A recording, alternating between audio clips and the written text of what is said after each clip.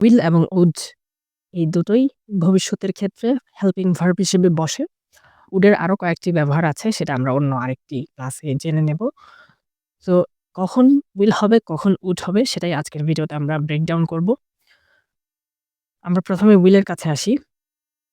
Will আমরা বর্তমানে ভবিষ্যৎ সম্পর্কে কিছু বললে তখন আমরা চোখ বন্ধ করে উইল বসাবো। ফর এক্সাম্পল আমি বলতে পারি যে আ আমি খাই। আমি খাবো। আমি খাবো। সরি। আমি একটু ফোন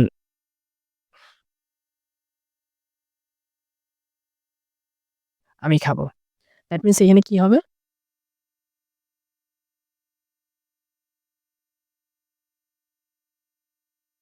I will eat এখানে আমরা would ব্যবহার করতে পারব না। কজ এটা আমরা বর্তমানে বলছি। একটা ভবিষ্যতে কোনো কাজ হবে। এখন আসি আমরা would এর কাছে। আমরা যখন অতীতে কিছু একটা ভবিষ্যৎ নিয়ে বলবো, সেটা যখন আমরা প্রেজেন্ট এ ব্যাখ্যা করব, তখন আমরা would বসাবো। এটা যতটা কঠিন মনে করছেন, এতটাও কঠিন না।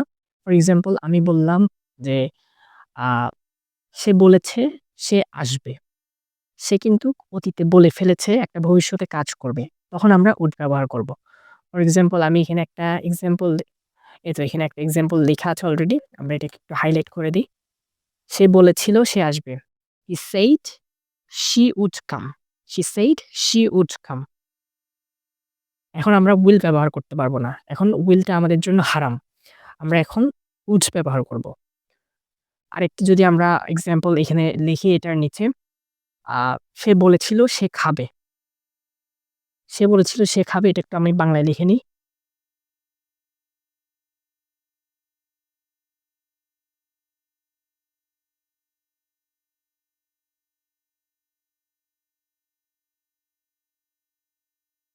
সে বলেছিল সে খাবে। She said she would eat. এখন আমরা will ব্যবহার করতে পারব না। She said she would. তো আমরা বুঝতে পারছি যে would টা হচ্ছে যখন আমরা অতীতে ভবিষ্যৎ নিয়ে কোনো কথা বলব তখন আমরা সেটাই would ব্যবহার করব। যখন আমরা বর্তমানে এটা নিয়ে কথা বলব। আর will টা আমরা নরমালি যেভাবে প্রেজেন্ট এর কথা বলি ভবিষ্যৎ নিয়ে তখন আমরা will টা ব্যবহার করব।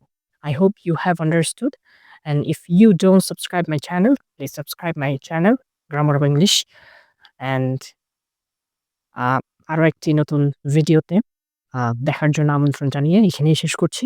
ধন্যবাদ।